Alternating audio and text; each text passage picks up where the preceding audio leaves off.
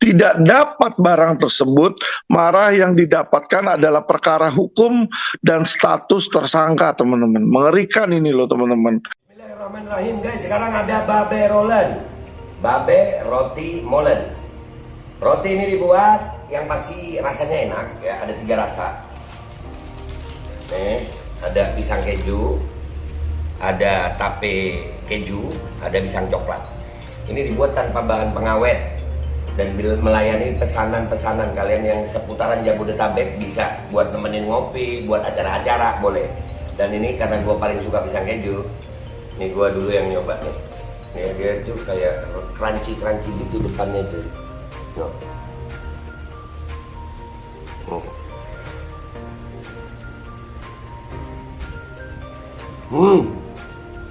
Tahu kerannya di depan nih, terus di dalamnya empuk. Ya Allah. Udah nggak usah lama-lama, lu kalau kepingin langsung pesen aja, itu ada nomor WA-nya, nanti gua kalau cantumin, ada juga IG-nya, langsung pesen, murah segini. Cuman nanti dia tanya itu 35.000 kalau nggak salah, ya.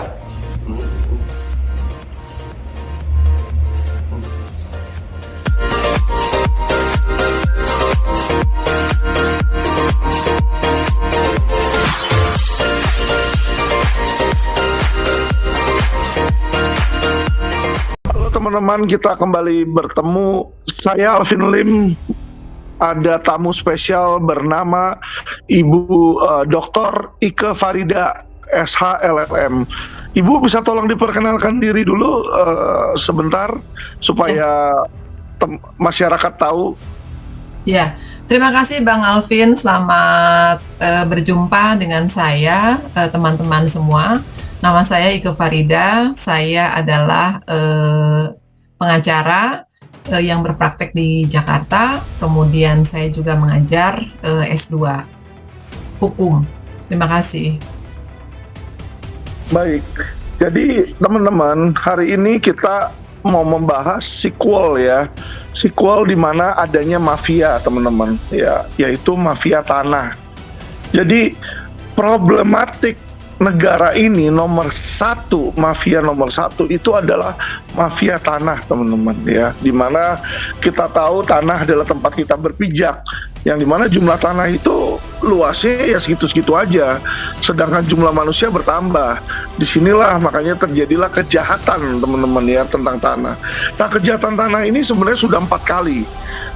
Seingat saya minimal tuh 4 kali Presiden Jokowi itu udah bilang agar dibenahi oleh Kapolri, teman-teman, ya. Dan mungkin kayaknya sampai Presiden tuh udah sampai stres juga, pusing juga ngomong tentang mafia tanah, karena Menteri ATR BPN yang lama nggak bisa beresin, Sofyan Djalil dicopot tuh. Dibikinlah sekarang menterinya dari tentara, teman-teman, ya, di situ. Tapi tampaknya mafia tanah tidak juga gentar dan masih juga berkeliaran, teman-teman. Nah, ini sebuah kisah yang menarik yang dialami oleh Ibu Ike Farida yang teman-teman mesti dengar nih. Kenapa? Ya kan? Jadi jangan teman-teman berpikir dengan teman-teman sudah bayar atau teman-teman sudah dapat surat pesanan atau sudah dapat sertifikat berarti aman, teman-teman, dari mafia tanah. Tidak. Ya, dan jangan teman-teman berpikir selalu kalau teori kan dibilang katanya nih, kalau kita benar pasti menang, jangan khawatir. Itu teorinya, teman-teman, ya. Prakteknya coba kita dengarkan cerita dan kisah dari Ibu Ike Farida yang bukan orang sembarangan. Kenapa saya bilang bukan orang sembarangan? Beliau ini adalah seorang advokat, seorang dosen ilmu hukum, teman-teman, ya. Tetapi teman-teman, hukum itu tidak berlaku oleh mafia tanah. Makanya inilah kami bikin video supaya masyarakat tahu, masyarakat paham, dan supaya pemerintah bertindak. Dokter, boleh coba diceritakan sedikit tentang garis besar kronologisnya nih, bagaimana kok bisa jadi korban mafia tanah nih, dokter? Ya, terima kasih Bang Alvin, teman-teman semua. Singkat cerita, setelah suami saya awal berapa tahun menikah, pada tahun 2012, itu tepatnya di bulan Mei, pada akhirnya kami memutuskan untuk membeli sebuah apartemen di Kota Kasablanka, kawasan Kota Kasablanka, tepatnya di Tower Avalon.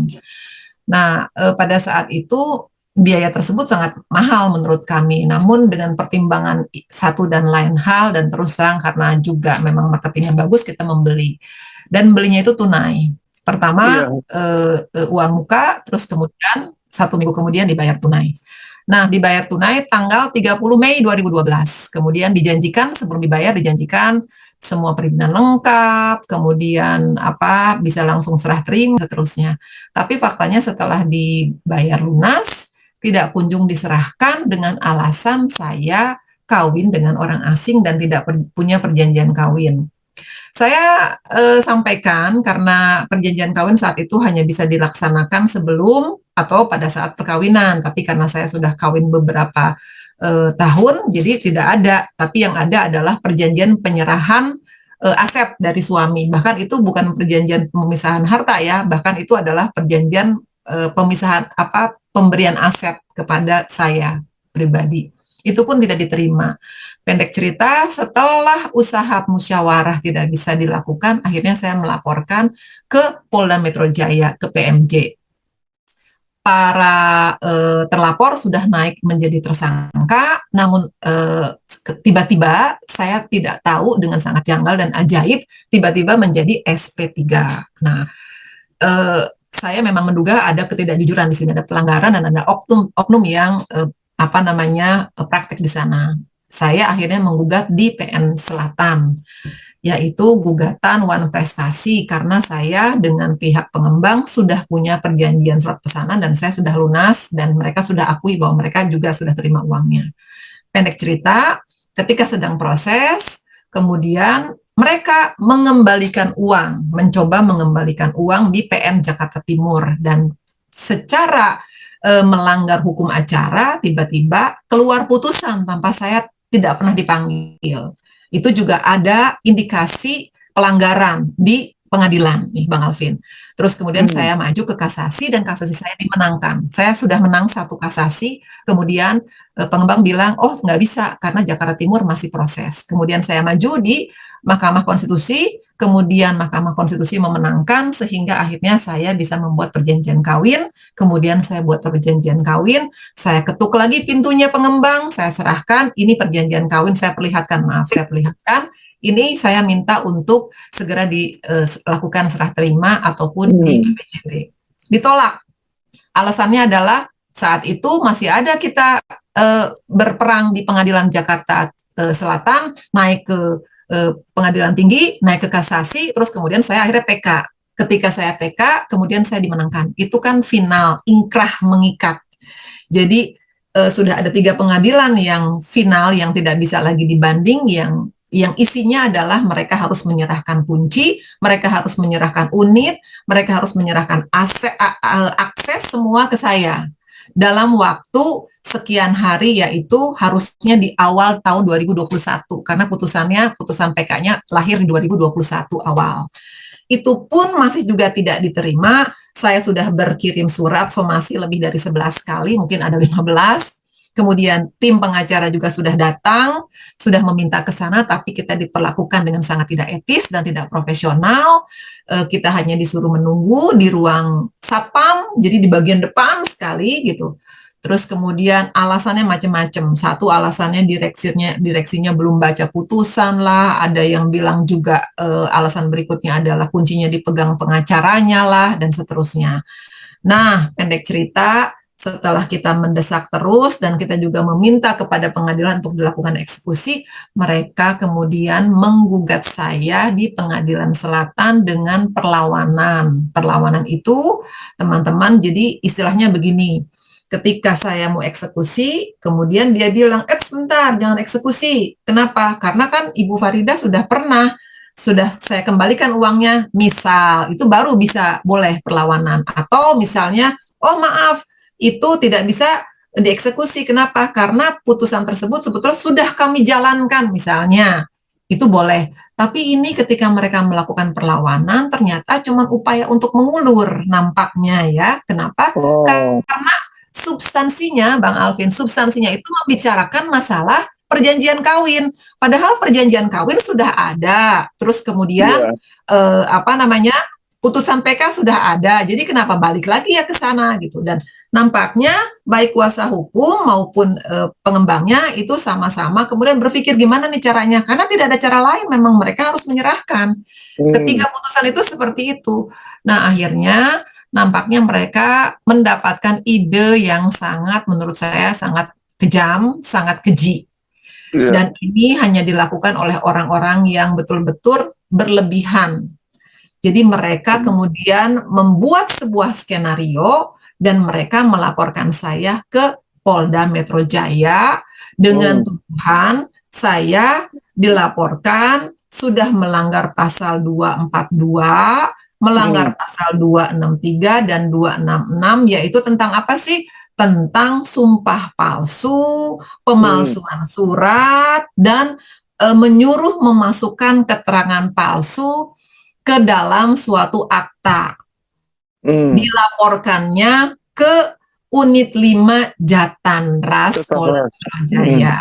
Nah, barang bukti apa sih yang mereka punya gitu ya? Kenapa saya dilaporkan? Karena katanya saya memalsukan apa? Memalsukan perjanjian perkawinan saya sendiri, perjanjian kawin saya dan suami yang kami buat di hadapan notaris. Kata mereka itu palsu. Saya kan jadinya kalau bahasa anak-anak mungkin ya saya jadi pusing sendiri deh ya gitu. Kok perjanjian kawin saya dipalsukan oleh saya sendiri gitu, nggak masuk ke logika. Dan itu seharusnya kalau SPK di PMJ di Polda Metro Jaya itu jujur dan sesuai dengan hukum acara dan tatip dan perkap yang ada, itu seharusnya SPK seperti itu tidak bisa diterima. Itu bukan tindak pidana. Kenapa? Karena 242, 263, 266 itu nggak masuk sama sekali gitu. Dan komplain yang mereka sampaikan itu lucunya juga nggak ada yang dirugikan. Siapa yang dirugikan? Karena saya tidak pernah bersumpah, saya tidak pernah memalsukan surat, di dalam putusan PK juga tidak ditulis Ike Farida melakukan sumpah dan kemudian karena sumpahnya Ike Farida itu maka putusan PK ini memenangkan Ike Farida, juga tidak ada gitu. Maaf Bang Alvin, itu kurang lebih. Baik. Makasih Dokter Farida. Jadi teman-teman bisa kita lihat singkatnya ya teman-teman ya, singkat ceritanya teman-teman, bagaimana Dokter Farida ini bisa menjadi korban seseorang yang dengan itikat baik menyerahkan sejumlah uang kepada pengembang, berharap akan mendapatkan barang yang dibelinya, tidak dapat barang tersebut, marah yang didapatkan adalah perkara hukum dan status tersangka teman-teman. Mengerikan ini loh teman-teman. Jadi udah hilang duit, ya kan? Sekarang berhadapan lagi dengan masalah hukum. Nah inilah peliknya mafia tanah. Kalau kita melihat sekelas Dokter Farida aja bisa jadi korban, bagaimana ya kalau kita melihat perkara-perkara lain teman-teman ya, yang dimana masyarakat biasa melawan pengembang-pengembang raksasa teman-teman. Nah supaya teman-teman tahu tadi kenapa hal ini bisa terjadi ya. Pertama, lokusnya ini, tempatnya ini, terjadinya ini adalah di Polda Metro Jaya, teman-teman. Jadi kalau tadi Dokter Farida bilang di Subdit Jatanras, kita ketahui Subdit Jatanras, dulu Kasubditnya Jatanras itu Jerry Siagian ini.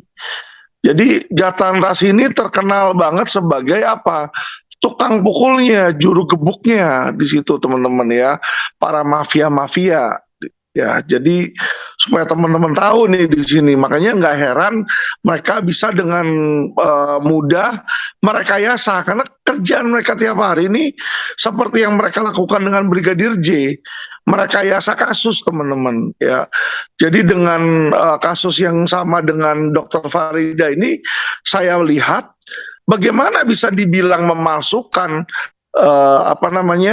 perjanjian pranikah. Teman-teman tahu apa itu perjanjian pranikah? Perjanjian pranikah adalah perjanjian yang dibikin oleh sepasang suami dan istri, ya kan, ketika mereka menikah, yang mengatur tentang bagaimana harta mereka nantinya. Ya, jadi yang bikin ini si suami sama si istri, tidak ada orang lain. Ya, Nggak mengikat orang lain loh.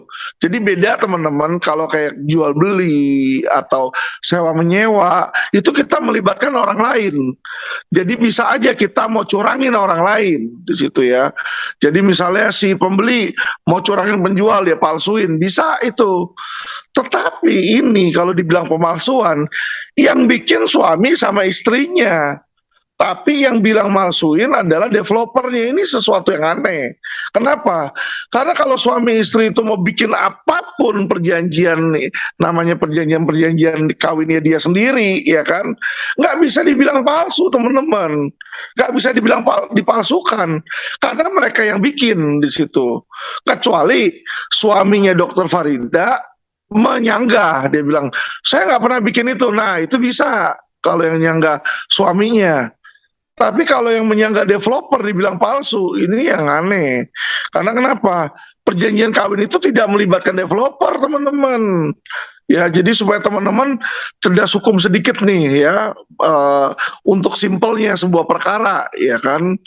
Jadi sesuatu ini kita bisa melihat rekayasa atau tidak dengan mudah ya dari situ kita lihat dengan cepat ya. Jadi teman-teman, perkara ini sudah ada. Oke, di mana dimulai dengan itikat tidak baik. Kalau seseorang menerima uang, buru-buru menerima uang tanpa mengecek dulu di sini, berarti apa? Maksudnya dari pengembang ini kan nggak baik. Yang penting gue dapat uang dulu deh di awal, terkumpul untuk selesain. Nanti berikutnya tinggal baru masalahin lah, mana yang mau, mana yang enggak, mana yang dikasusin. Kan nggak boleh kayak begitu. Jadi seharusnya kalau dia terima uang, sebelum dia terima uang, dia periksa dulu dong surat-suratnya. Jadi diperiksa dulu surat-suratnya, kalau surat-suratnya nggak lengkap, dari awal jangan terima itu uang. Tolak, ya kan? Ini kita berbicara tentang pembeli dan penjual yang baik ya seharusnya. Dia tolak dulu di situ, sehingga kenapa? Pembeli juga nggak keluar duit, belum ada kerugian, ya kan, ditolak dari awal, dia nggak ada kerugian sama sekali gitu loh. Jangan uangnya sudah diambil, dipakai untuk ngebangun, apalagi ini dari 2012 teman-teman, 10 tahun. 10 tahun kalau bunga 1% aja, itu kita compounding teman-teman, itu uang udah jadi 2 kali lipat. Ya, jadi teman-teman harus cerdas nih. Jadi kalau kita bunga 1% sebulan, setahun tuh 10%, itu kita compounding, dalam 10 tahun itu uang Ibu Farida itu udah 2 kali lipat. Ya, jadi beliau ini bukan hanya kehilangan uangnya juga, tapi kehilangan opportunity cost, di mana uang itu bisa menghasilkan uang lainnya atau keuntungan lainnya, teman-teman. Oke, terlepas dari situ, Dokter Farida, saya ingin tanya sama dokter, informasi yang beredar, dokter, bahwa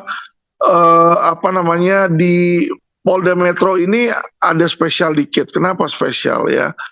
Jadi Fadil Imran ini terkenal seperti raja kecil. Kenapa raja kecil? Jadi antara Kapolri, terus Fadil Imran, Kapolda Metro Jaya, dan Niko Afinta, ini mereka termasuk dalam kerajaan Sambo ya. Kalau dalam list yang kita ada, konsorsium 303, Fedi Sambo ini adalah rajanya, di mana di situ dia ada 2 raja lain, yaitu Fadil Imran dan Niko Afinta, dokter di situ. Jadi mereka ini memang memiliki yang namanya Satgasus Merah Putih yang tidak ada anggaran, di mana uangnya tersebut dia dapetin dari setoran ya. Jadi dari setoran judi, dari setoran mafia-mafia tanah di sini ya. Jadi mungkin aja di sini judi itu bukan hanya judi aja, tetapi menyangkut juga mafia tanah ya. Apalagi yang saya tahu, Stefanus Ridwan pernah mengungkapkan kepada saya kedekatan dia terhadap Kapolda Metro Jaya Fadil, yang mana saat tersebut adalah Kapolda Jawa Timur. Jadi dia bilang, saya sering ngasih uang itu ke Kapolda Jawa Timur ya. Klien kamu mau ketemu, bawa duit katanya. Ya, jadi ini sudah menjadi sistem di mana harus ada uang terlampir di situ. Nah, menurut dokter bagaimana kalau ternyata dugaan kasus dokter direkayasa dikriminalisasi ini adalah karena mafia tanah itu memberikan uang kepada petinggi Polda sehingga dokter ini dikriminalisasi, ditersangkakan ini. Dan status yang dokter melaporkan mereka jadi tersangka dihentikan. Ya, jadi intinya baik jadi benar, benar jadi buruk karena permainan uang dokter. Nah, ini yang dokter lihat bagaimana pendapat dokter sebagai seorang korban? Dugaan itu mungkin saja benar ya, dan mungkin saja presentasinya tinggi. Kenapa? Karena saya mengalami ketika di PN Selatan itu ada putusan yang ajaib di mana majelis hakimnya itu juga keluar dari aturan yang seharusnya dikeluarkan dalam pertimbangan, dalam putusan itu kan harusnya ada. Kita ada apa namanya, mungkin Bang Alvin tahu, dan ini saya memberitahu juga, sharing kepada teman-teman yang lain, bahwa ketika ketika majelis hakim memutus sebuah putusan itu harus ada pertimbangan kenapa memutusnya seperti itu. Nah, ternyata antara putusan dengan isi pertimbangan itu nggak nyambung. Mereka mengakui bahwa perjanjian pesanan itu memang sah gitu, tapi terus kemudian menyatakan bahwa penggugat atau Ike Farida itu tidak bisa membuktikan KTP-nya adiknya gitu. Intinya ajaib lah ya, sehingga akhirnya saya laporkan majelis hakimnya ke KY dan ke Bawas, dan itu hasilnya adalah adanya peringatan. Jadi diberikan peringatan oleh Mahkamah Agung. Itu satu indikasi, artinya apa? Mereka melakukan pelanggaran. Ketika mereka melakukan pelanggaran itu artinya ada indikasi, ada permintaan dari pihak pengembang. Itu satu. Yang kedua, juga yang ajaib adalah di PN Timur ketika pengembang mengembalikan uang yang disebut dengan konsinyasi. Nih teman-teman, konsinyasi itu artinya, nih saya kembaliin uangnya deh nih pembeli nih, Pak Hakim tolong titip ya uangnya nih, katanya gitu, dikembalikan. Nah, itu tidak bisa asal-asalan. Itu harus ada konfirmasi, harus ditanya sayanya, ibu mau nggak uangnya dikembalikan? Harusnya ada proses, dipanggil sayanya ke pengadilan. Tapi proses itu tidak ada. Tiba-tiba saya terima putusan bahwa ada uang di pengadilan, silahkan ambil loh. Saya pikir ini kok ajaib sekali. Akhirnya saya adukan juga ke KY dan ke Bawas, ke ORI, Ombudsman Republik Indonesia gitu ya. Dan itu pun juga hakim dan panitera di PN Timur dikenakan sanksi oleh Mahkamah Agung. Nah, dua kasus ini sudah memberikan indikasi kuat. Dan sebelum masuk ke situ, di PMJ itu kan tiba-tiba dihentikan juga. Jadi ketika kalau yang di PMJ itu saya belum sempat laporkan ke KPK, tapi saya ada beberapa bukti yang bisa saya sharing nanti ke KPK. Tapi belum saya laporkan. Nah, jadi dari dua indikasi itu saya melihat ini pengembang memang nampaknya sering melakukan praktek yang tidak jujur, karena ketika saya teliti ada banyak kasus baik di Jakarta maupun di Surabaya, karena pusatnya kan ada di Surabaya, dan dari hampir semua kasus saya lihat kok tidak ada yang pernah diputus salah ya gitu, semuanya bebas gitu. Nah, terkait dengan PMJ, Bang Alvin tadi ingin saya sampaikan bahwa saya melaporkan tahun 2012 itu saya di SP3. Terus kemudian ketika saya dilaporkan, laporan saya itu nomornya itu nomor 4738 ya tahun 2021. Nah, karena itu laporannya palsu, saya lapor balik laporan palsu di Polda Metro Jaya. Tapi terus kemudian laporan saya dihentikan.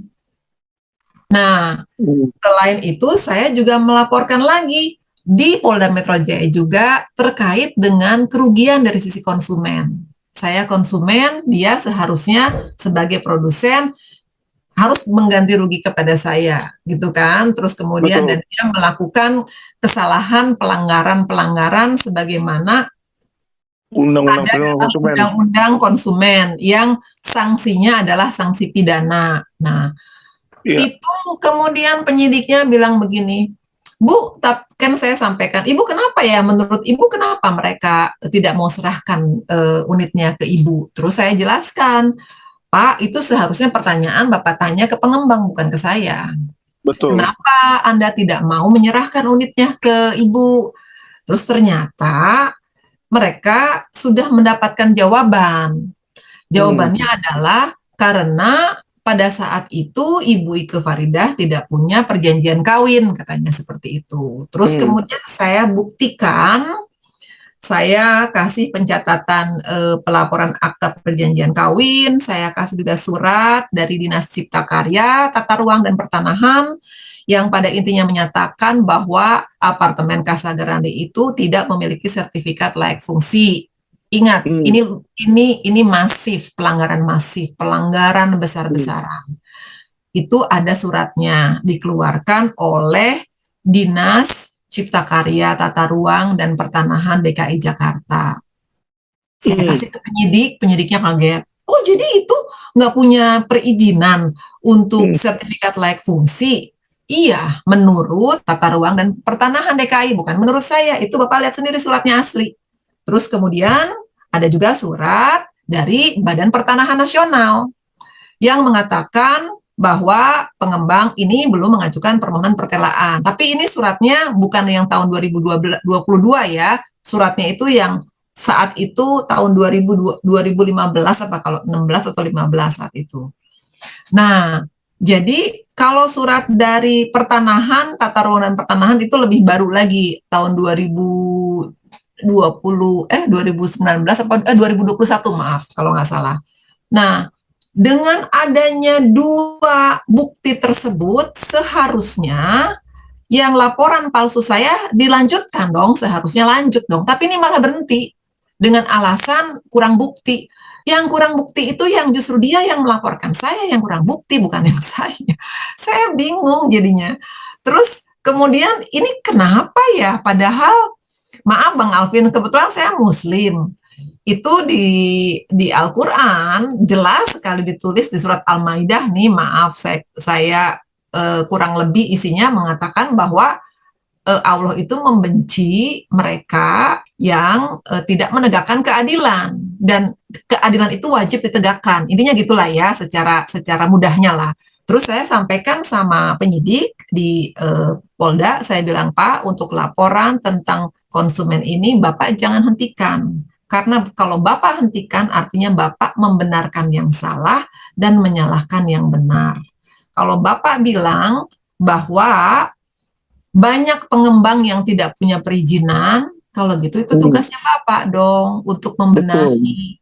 Kok malah mau menghentikan laporan masyarakat yang jadi korban? Kok Betul. korban yang mau di pers lagi gitu. Semuanya jadi korbannya bertubi-tubi, korbannya pengembang juga, korbannya polisi juga. Masa iya? Gitu Bang Alvin. Iya, ya jadi lucu ya kalau kita lihat ya, polisi yang ahli hukum malah bicara seperti itu ya, malah bicara dibilang wah ini nggak ada bukti, kurang bukti, tidak cukup bukti, padahal buktinya itu udah jelas ada di situ. Inilah negara Indonesia. Satu lagi Bang Alvin, maaf, saya lupa sampaikan. Jadi ini unit 5 Jatanras itu ketika melakukan yang katanya saya dilaporkan itu ini luar biasa ekspresnya. Dalam waktu Oh. beberapa minggu itu memanggil saya. Kebetulan saya tidak ada di rumah, tidak ada, sedang keluar kota.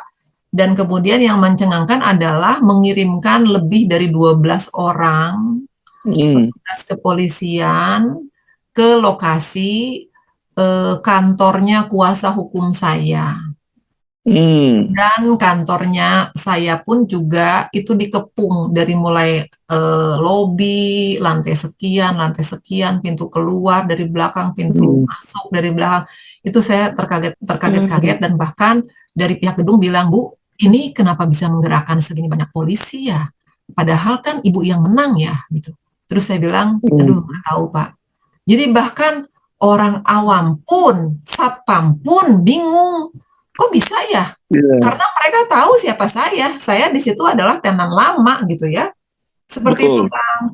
Terus bahkan kuasa hukum saya sempat diperlakukan buruk sekali oleh mereka yang mengaku dari unit 5 Jatanras. Itu Oh. dikejar lagi sedang mau naik taksi, taksinya di stop, kemudian mau Mm-mm. dibawa paksa, kemudian udah em, itu memang sangat menyedihkan lah ya. Itu dibantu sama masyarakat setempat, masyarakat yang kemudian mendefend, membantu kuasa hukum saya kebetulan perempuan, karena mereka nggak pakai seragam, terus tiba-tiba mau nyergap gitu kan, terus tapi mereka ngaku polisi, terus kemudian ditanya mana suratnya, mereka nggak bawa gitu. Lucu ya di Jadi situ ya. masyarakat juga yang ada di sekitar berusaha untuk membantu. Ini mana sumpah polisi gitu, mana sumpah, ya Allah. Padahal mereka juga punya ibu yang perempuan, mungkin punya adik perempuan. Kalau diperlakukan seperti itu bagaimana? Mungkin punya istri perempuan juga kan istrinya.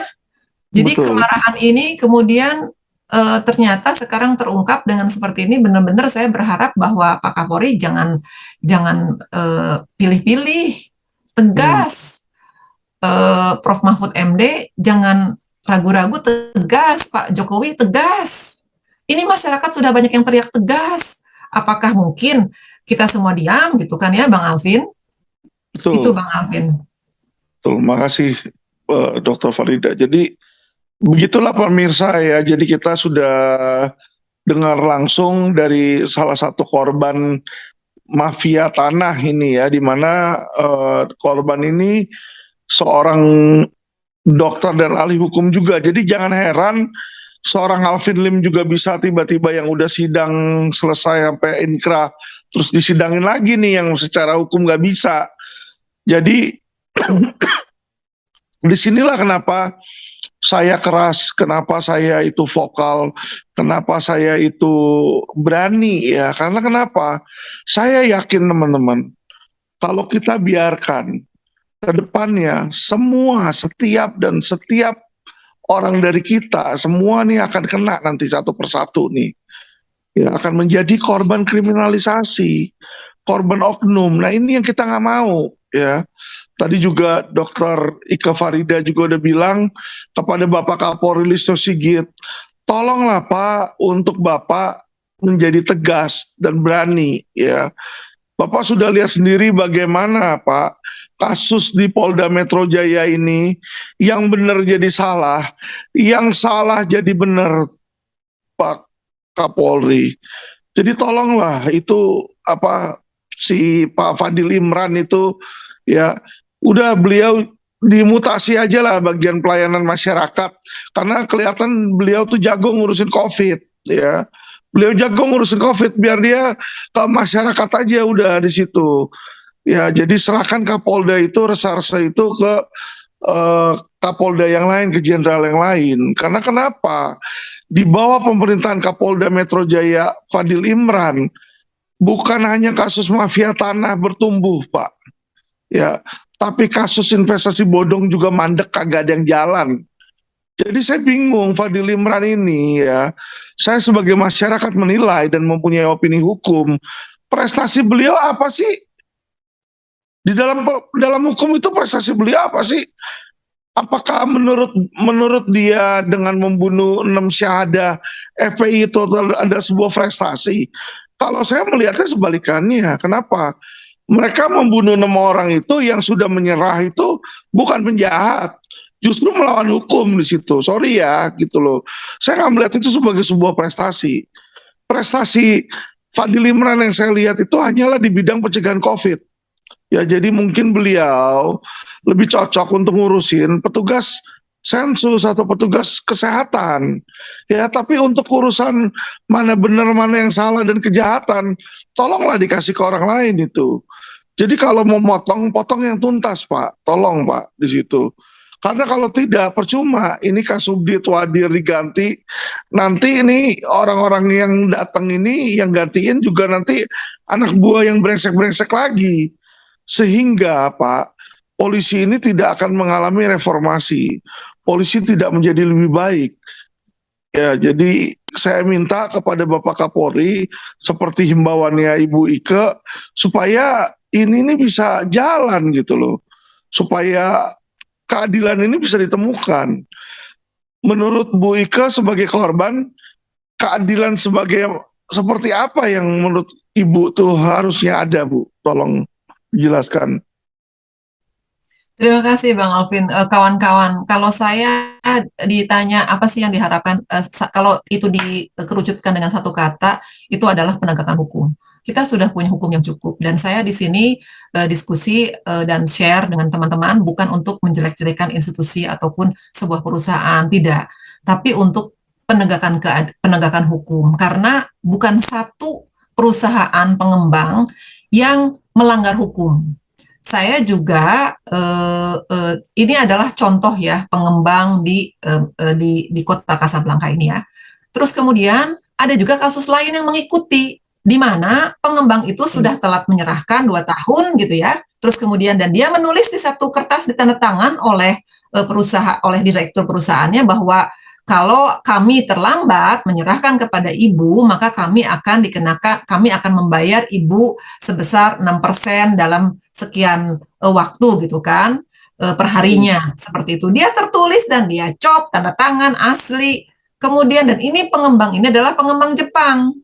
Terus kemudian ketika ternyata dia telat, kemudian kita tagih, Anda harus sudah waktunya loh nih PPJB dan Anda telat loh. Terus main salah-salahan, Anda yang nggak ngasih perjanjian kawin. Saya kadang-kadang jadinya ini jadi contoh.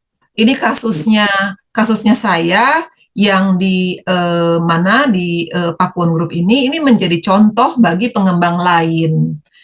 Contoh yang buruk untuk diikuti. Oh, ternyata ada ya cara seperti ini. Oh, berarti kita tuh sebetulnya pengembang untouchable ya. Mungkin ya mereka berpikir seperti itu. Jadi akhirnya toh juga pemerintah aturan-aturan rambu-rambunya juga kurang kenceng tuh ke pengembang gitu. Satu lagi Bang Alvin, kenapa terjadi mafia tanah? Kita tidak perlu sebutkan nama satu-satu karena terlalu banyak.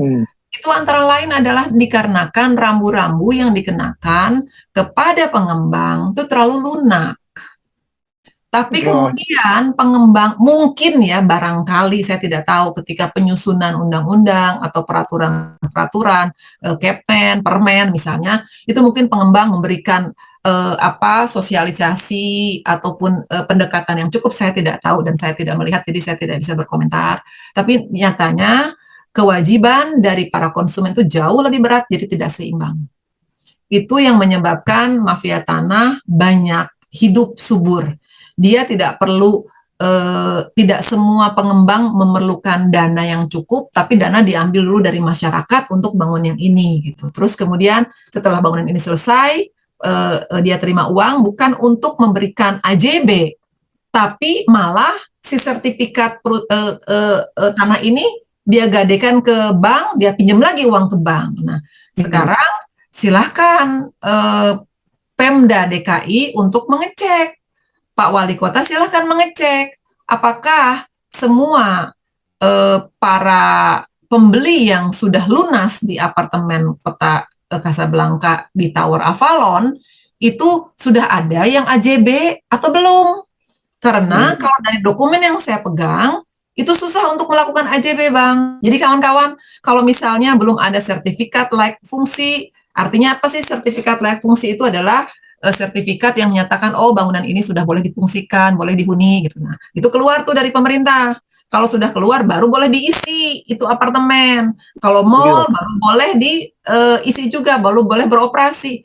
Tapi pada saat itu tahun 2015 tidak punya sertifikat layak fungsi. Padahal itu mallnya saja, kemudian towernya saja, tower Avalonnya saja sudah beroperasi dan sudah dihuni sebelum tahun 2010. Karena ketika saya beli itu sudah 80% terjual, Bang.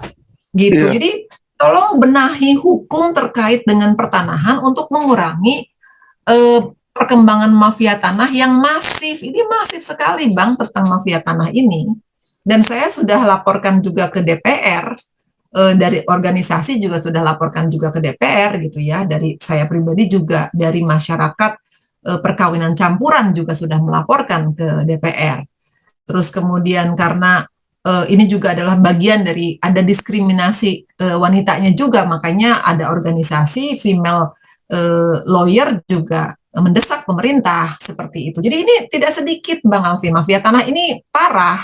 Apalagi kalau Baik. aparatnya juga ini ya harus dibenahi. Jadi saya tidak menuduh, saya tidak mau menuduh, tapi yang jelas saya mengalami sendiri oleh karenanya mengharapkan Pak Kapolri menegakkan hukum, meminta anak buahnya. Kalau nggak salah saya tuh dulu pernah dengar kalau kalau ikan busuk itu dari kepala yang tadi Bang Alvin bilang, kalau saya yang mendengarnya adalah kalau kalau ekornya busuk, kepalanya juga akan ikut dipotong misalnya. Saya juga pernah mendengar seperti itu, tapi pada intinya saya ingin memberikan semangat kepada Pak Kapolri, saya ingin memberikan semangat kepada Pak Prof. Mahfud sebagai Menteri Koordinator bidang hukum dan politik dan keamanan, dan juga ingin memberikan semangat kepada Pak Jokowi. Ayo dong Pak, tolong didengar, ini masyarakat sudah menjerit gitu. Begitu Bang Alvin, terima kasih. Baik, makasih Bu Dr. Ika Farida. Jadi suara dokter ini sama ya dengan suara kami semua ya. Saya pun juga sama. Kita bersuara ini bukan untuk jelek-jelekin pemerintah, bukan untuk menggulingkan pemerintah, ya, bukan untuk mendiskreditkan satu nama atau satu pihak tertentu. Kita ini cuma pengen perubahan. Kita cuma pengen apa yang digadang-gadang pemerintah, yaitu hukum adalah panglima, kepastian hukum, keadilan. Ya, jadi ini yang kita mau berdasarkan Pancasila kan, keadilan sosial kan, keadilan. Di mana ini keadilan ini? Saya lagi nyari ini di Indonesia ini. Ya kemarin saya nemu satu di Jakarta itu, apa nama jalan keadilan, udah nama jalan doang. Tapi keadilan yang lain di pengadilan saya nggak pernah ketemu Bu. Saya cari kemana-mana nggak pernah ketemu gitu loh. Jadi susah gitu ya. Nggak Apalagi semua Bang, nggak semua aparat, ya, nggak semua aparat. Saya mengalami ternyata putusan Mahkamah Agung ternyata memenangkan saya, dan saya alhamdulillah tidak pernah melakukan tindakan yang tidak jujur selama proses ini dari mulai awal sampai dengan akhir. Dan tapi faktanya bahwa menang di MK artinya di MK juga banyak orang jujur, di Mahkamah Agung banyak orang jujur gitu kan, seperti itu. Dan saya juga masih berharap di Kepolisian RI masih banyak orang jujur, oleh karenanya yuk kita tegakkan deh, ayo kita dukung Pak Kapolri. Apapun suara masyarakat tolong didengar. Oh ya, satu lagi didengar pendapat antara Pak Kapolri dengan DPR Komisi 3 yang beberapa hari lalu terjadi. Itu saya mencatat dan menyimak secara seksama. Pak Kapolri mengatakan bahwa apabila ada masyarakat yang menemukan adanya dugaan pelanggaran kode etik ataupun pelanggaran hukum acara pelanggaran apapun yang dilakukan oleh aparat Kepolisian RI, tolong nih silahkan, ini Twitternya, alamatnya ya, terus kemudian IG-nya ada juga, dan itu sudah saya lakukan. Saya sudah bersurat ditangkapin nggak tuh ke Bu? Kapolri, ke Menko Polhukam, sudah ke Kompolnas, sudah Irwasum, sudah lebih dari 23 instansi, ke ORI, ke KPK, terus kemudian ke Mahkamah Agung, ke Kejaksaan Agung, ke Presiden, ke Wakil Presiden. Saya sudah bersurat, dan saya tidak akan berhenti untuk terus bersurat dan menyatakan bahwa mohon untuk ditegakkan keadilan, mohon untuk dihentikan, dan sebelum dihentikan silahkan gelar perkara. Kemudian panggil saksi ahli yang independen, yang kemudian mumpuni di bidangnya agar tidak memihak, silahkan panggil seperti itu. Tapi belum juga, saya masih menunggu Bang Alvin. Masih menunggu ya. Itu istilah yang sering kita dengar dari janji-janji oknum aparat. Masih dalam proses. Jadi ya ada kasus, apalagi investasi bodong ya, udah 3 tahun setiap kali ditanya, gimana ini masih dalam proses. Saya bingung karena kalau pada perkara yang sama yang lain yang gak ada duitnya itu cepat gitu loh. Jadi kalau penjahatnya ini banyak duitnya, masih dalam prosesnya lama itu prosesnya. Jadi saya nggak ngerti ini ya. Jadi ini yang memang benar-benar harus pembenahan sih dokter. Apa namanya? Saya lihat ini nggak bisa dipandang remeh. Karena kenapa? Nanti takutnya begini terus masyarakat geram dan masyarakat marah. Ya, yang kita nggak mau terjadi kan nanti sampai terjadi revolusi, sampai terjadi perang saudara. Kita nggak mau ini gitu loh. Jadi kita pengennya tuh sebenarnya ya supaya pemerintah ini introspeksi lah gitu, benahi diri. Tapi dokter, saya bisa bilang selama Fadil Imran masih menjabat sebagai Kapolda Metro, kayaknya untuk mendapatkan keadilan dalam kasus dokter ini akan sulit. Ya, karena kenapa? Ada oknumnya, dokter di sini. Ada oknumnya. Jadi kalau memang ini mau ada perbaikan, ya menurut saya ini adalah Pak Kapolri ini harus tegas, harus cut Fadil Imran, diganti dengan jenderal lain yang mampu. Ya, supaya keadilan ini bisa didapat di masyarakat. Ya kita nggak usah ngomong bodoh lah, Fadil Imran itu sudah tahu tentang Fedi Sambo.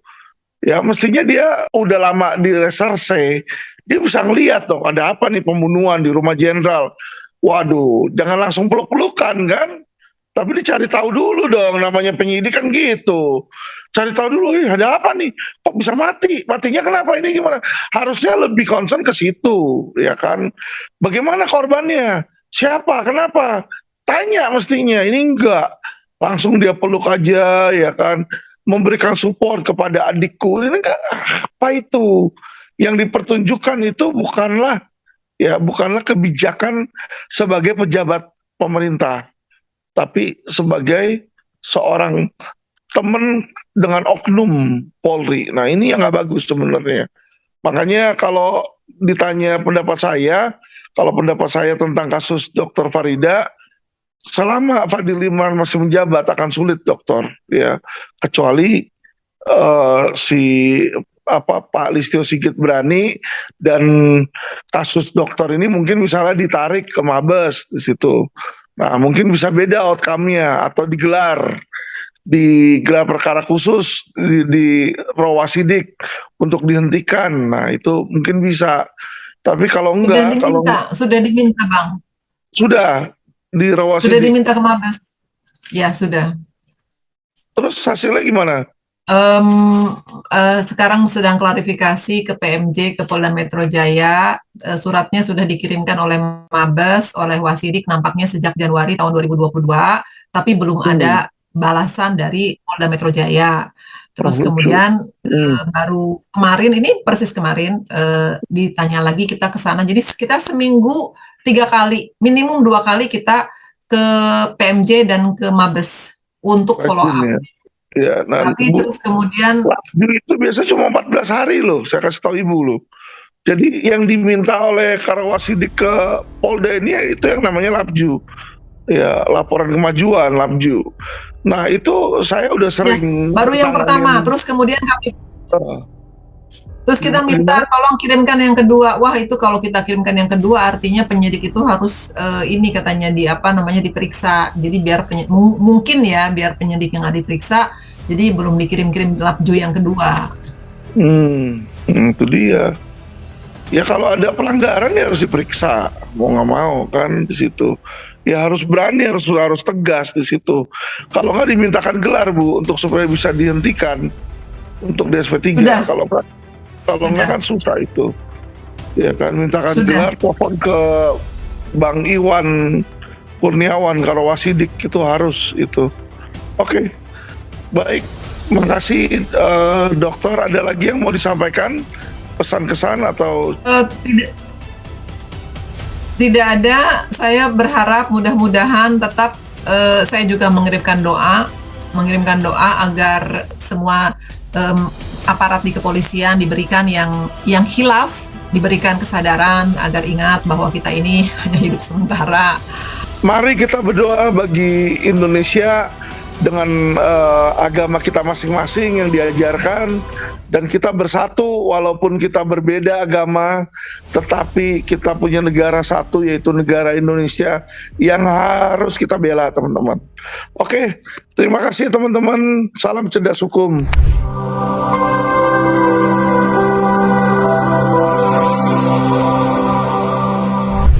Ini keju asin.